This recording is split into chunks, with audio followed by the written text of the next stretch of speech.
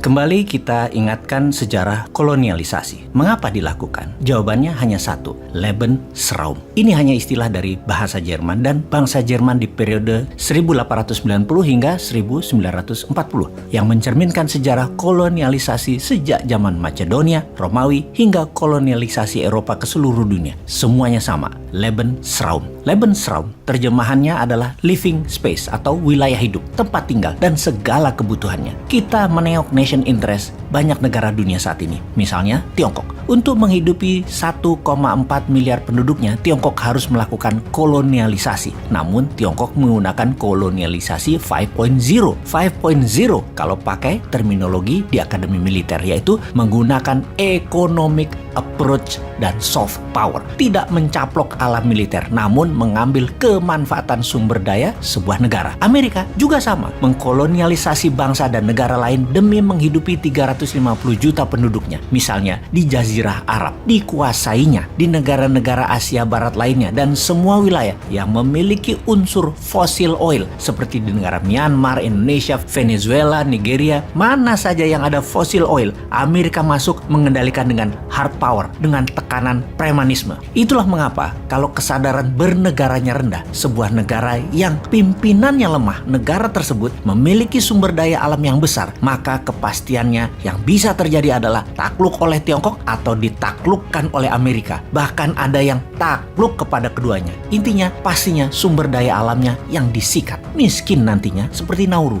negara kepulauan di selatan Pasifik yang kaya akan fosfat. Dalam 40 tahun disedot Amerika sampai nol. Sekarang miskin itu negara Nauru. Pemimpin lampaunya menjual tanah air sumber daya alam Nauru dan tidak menjadikan Nauru negara produktif, memanfaatkan kekayaan tersebut menjadi modal untuk membangun industri, tapi malah menjadikan negara konsumtif, paling berdagang aja. Kembali ke Lebensraumnya Rusia, negara yang wilayah daratnya luas, penduduknya 150 jutaan, namun sangat berambisi untuk mengembalikan kejayaan Soviet dan memerlukan kendali atas Eropa, dan pastinya memerlukan wilayah negara lain yang dipimpin oleh pemimpin lemah di mana wilayahnya kaya sumber daya alam. Kembali ke sejarah dunia di mana perang adalah tindakan perampokan kekayaan suatu negara. Irak menyerbu Kuwait ketika perang Teluk, itu mengambil kekayaan Kuwait, di bank Kuwait, emas Kuwait, semua disikat.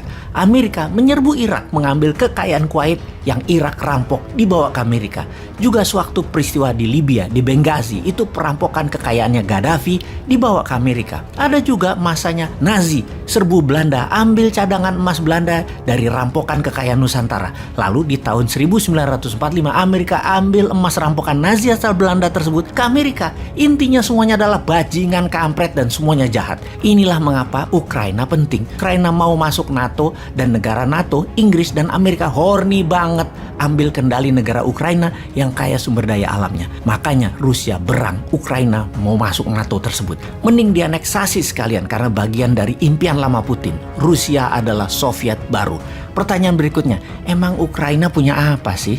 Ukraina itu memiliki cadangan uranium terbesar di Eropa, cadangan titanium nomor 2 di Eropa, 12% cadangan manganis dunia, cadangan shale gasnya nomor 3 terbanyak di Eropa, cadangan batu baranya nomor 7 terbesar di dunia, cadangan iron ore-nya nomor 2 terbesar di dunia. Ditambah lagi, Ukraina adalah negara agrikultur yang besar. Secara lahan, Ukraina terbesar di Eropa. Ranking dalam memproduksi pangan agrikultur masuk top 5 dunia sebagai penghasil sunflower nomor 1 dunia, barley nomor 2 di dunia, kentang nomor 4 di dunia, lebah madu nomor 5 di dunia, telur ayam nomor 9 di dunia, gandum produksi nomor 8 dunia, dan lain sebagainya. Secara kalkulasi, hasil agrikultur Ukraina dapat memproduksi makanan untuk memenuhi kebutuhan 600 juta manusia. Di sisi lain lagi yaitu secara produksi industri Ukraina.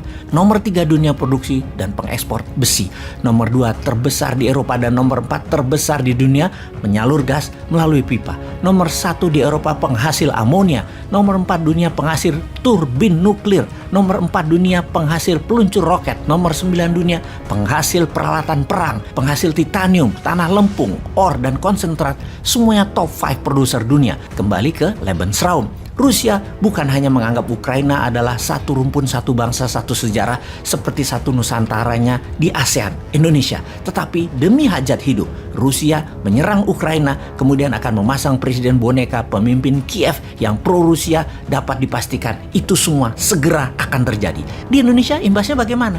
Siap-siap BBM naik di Indonesia, siap-siap harga listrik naik, siap-siap biaya-biaya akan naik, siap-siap daya beli turun. Kalau pemerintah penguasanya masih fokus pada kerja proyek, ambiar keadaan domestiknya nanti loh.